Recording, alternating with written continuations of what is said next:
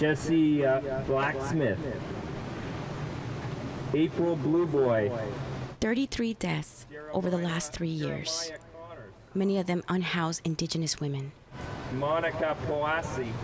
In downtown Montreal's Cabot Square, it's an emotional scene as community members gathered to mourn lost friends and loved ones.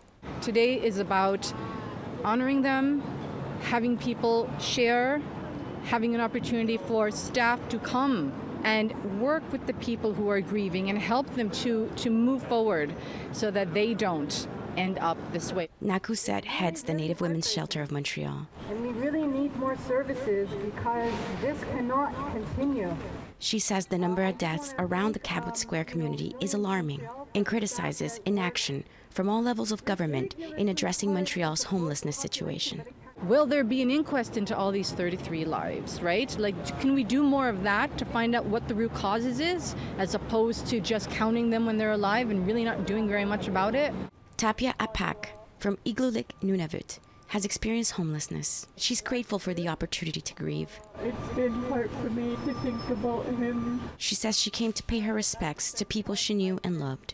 At first I didn't want to come here because I knew it was going to be hard for me to be here, but it's also very important because you get to feel the feelings of others.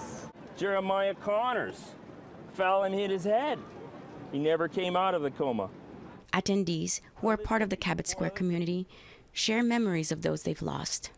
April Blue Boy finally went home to her home community, but it didn't work out, so she came down here and died of an overdose. David Chapman, the executive director of Resilience Montreal, says the housing crisis has made the situation worse. Another factor is the increase in more dangerous drugs such as fentanyl. A third factor is the city of Montreal's approach and the approach more broadly in Quebec of clearing encampments.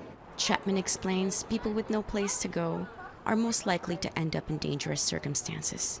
It's both sad and extremely frustrating, because a significant number of the deaths on the board are unnecessary. One of the really common themes that I see is young Indigenous women who are afraid to go to the hospital.